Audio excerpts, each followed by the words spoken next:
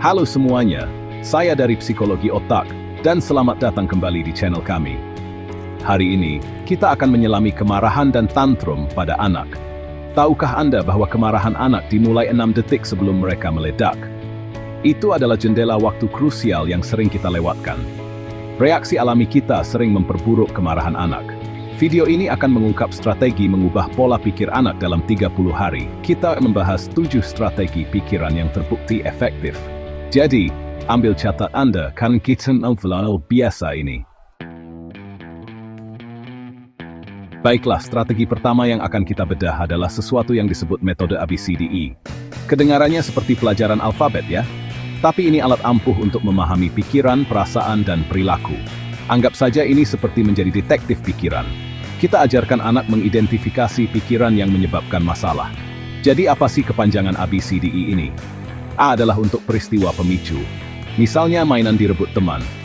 B adalah untuk keyakinan. Ini pikiran yang muncul sebagai respons terhadap peristiwa A. Misalnya temanku jahat atau ayah ibu tidak sayang aku. Kemudian C adalah konsekuensi. Ini mencakup perasaan dan perilaku yang muncul akibat keyakinan di B. Jadi bukan peristiwa A yang menyebabkan C, tapi keyakinan B tentang A. Banyak orang tua fokus pada A atau C, padahal kunci sebenarnya ada di B, yaitu pikiran anak. Lalu datanglah D, yaitu perdebatan. Disinilah kita mengajarkan anak untuk menantang keyakinan negatif mereka.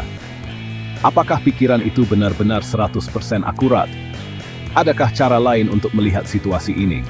Misalnya, apakah temanku benar-benar jahat, atau dia hanya sangat ingin mencoba mainanku dan tidak tahu cara memintanya dengan baik? Ini seperti menjadi pengacara bagi diri sendiri, mencari bukti yang membantah pikiran negatif awal. Strategi kedua, kita adalah teknik atau menghentikan pikiran. Ini adalah teknik yang sangat praktis dan bisa langsung diterapkan oleh anak-anak, bahkan yang usianya masih cukup muda. Bayangkan ada tombol pause raksasa untuk pikiran-pikiran negatif yang mulai berputar-putar di kepala anak. Tujuannya adalah untuk menginterupsi siklus pikiran negatif sebelum ia semakin besar dan memicu ledakan emosi. Ini seperti mengerem mobil yang mulai meluncur tak terkendali. Kunci utama dari teknik ini adalah kesadaran. Anak perlu belajar mengenali kapan pikiran-pikiran negatif itu mulai muncul. Mungkin ada tanda-tanda fisik awal, seperti perut terasa tidak enak, atau tangan mulai mengepal. Saat mereka merasakan ini, atau saat pikiran seperti ini tidak adil, atau aku benci ini, mulai berteriak di kepala mereka, itulah saatnya untuk menekan tombol stop. Kita bisa mengajarkan mereka untuk secara mental, atau bahkan secara fisik membayangkan sebuah tanda stop besar berwarna merah, seperti rambu lalu lintas. Visualisasi ini sangat penting. Minta anak untuk benar-benar melihat tanda stop itu di dalam pikiran mereka.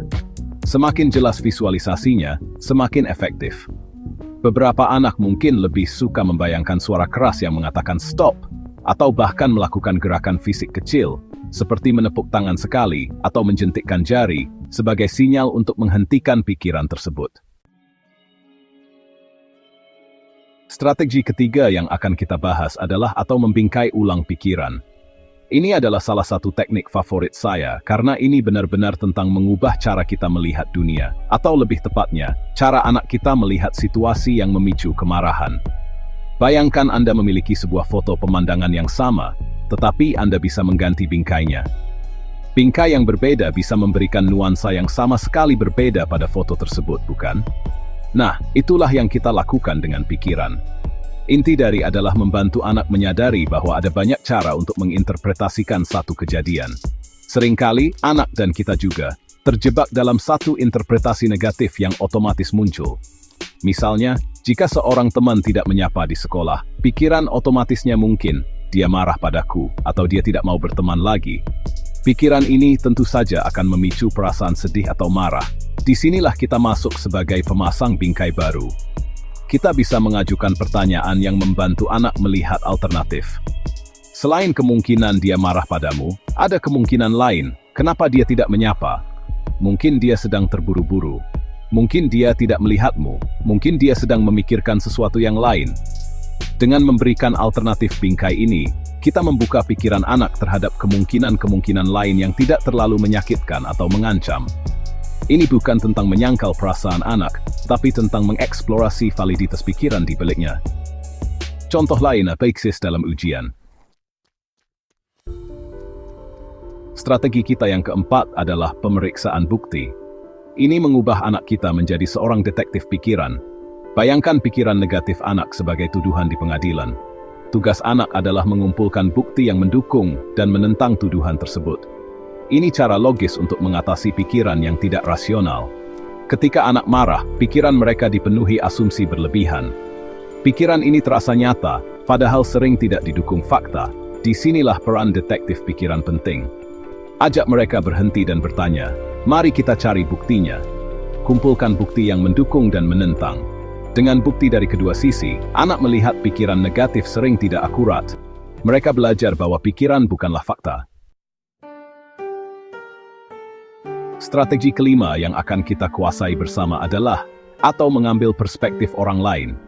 Ini adalah tentang mengajarkan anak kita kemampuan super untuk masuk ke dalam pikiran dan perasaan orang lain. Bayangkan anak Anda bisa memakai sepatu orang lain dan merasakan bagaimana rasanya berjalan dengan sepatu itu. Ini adalah kunci untuk mengembangkan empati, dan empati adalah penawar yang sangat kuat untuk kemarahan dan konflik. Seringkali, kemarahan anak muncul karena mereka hanya melihat situasi dari sudut pandang mereka sendiri yang sempit. Misalnya, adik merusak mainanku, dia sengaja melakukannya untuk membuatku marah. Pikiran ini sangat fokus pada diri sendiri dan asumsi negatif tentang niat orang lain. Dengan kita membantu anak untuk mempertimbangkan, bagaimana ya kalau aku jadi adik? Mungkin dia tidak tahu kalau mainan itu mudah rusak. Mungkin dia hanya ingin ikut bermain, tapi tidak tahu caranya. Mengajarkan ini bisa dimulai dengan pertanyaan-pertanyaan sederhana. Menurutmu, apa yang dirasakan temanmu ketika kamu tidak mau berbagi mainan? Kira-kira apa yang ada di pikirannya? Atau jika anak marah karena ditegur guru, coba bayangkan kamu jadi bu guru. Kenapa ya bu guru sampai menegurmu? Apakah mungkin bu guru ingin kamu belajar lebih baik? Ini bukan tentang membenarkan tindakan orang lain, tapi tentang memahami motif dan perasaan mereka.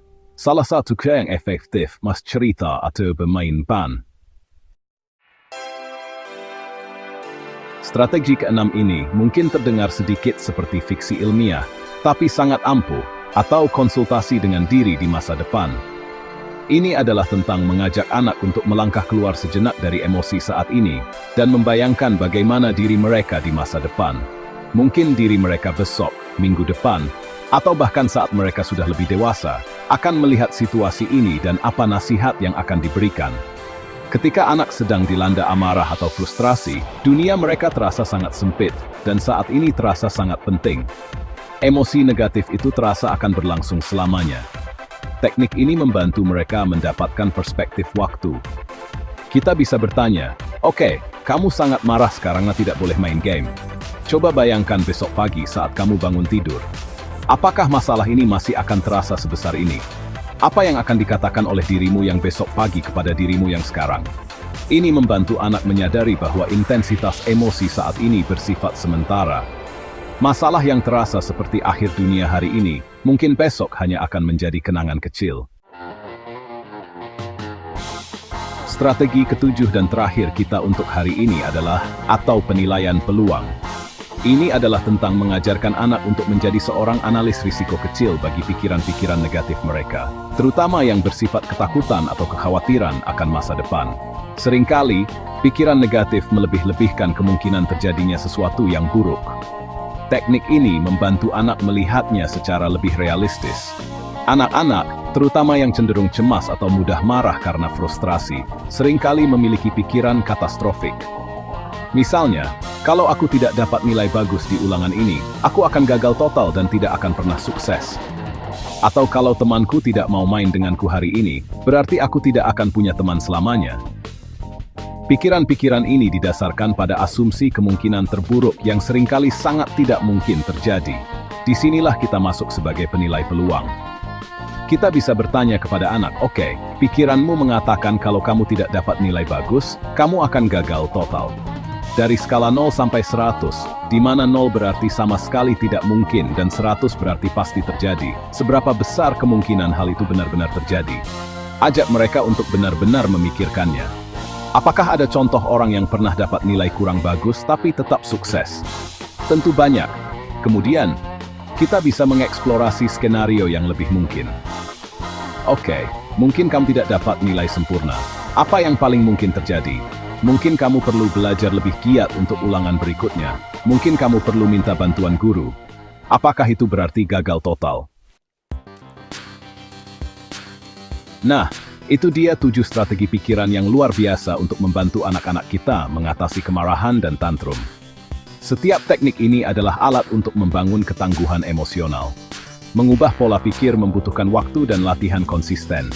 Ini adalah perubahan yang mendalam dan berkelanjutan. Setiap pemikiran negatif yang diubah membangun jalur neural baru. Bayangkan Anda sedang membantu mereka membangun jalan tol super di otak mereka. Ini adalah pekerjaan penting, dan Anda adalah arsiteknya. Mulai hari ini dengan satu teknik saja. Pilih salah satu yang paling sesuai dengan anak Anda dan situasi Anda. Jangan berkecil hati jika tidak langsung berhasil sempurna. Proses belajar ini adalah bagian dari perjalanan. Save video ini untuk referensi. Share ke orang tua lain yang mungkin juga membutuhkan pencerahan ini. Komen di bawah teknik mana yang paling menarik perhatian Anda. Jangan lupa subscribe untuk strategi parenting berbasis sains lainnya dari psikologi otak. Terima kasih sudah menonton, dan sampai jumpa di video berikutnya.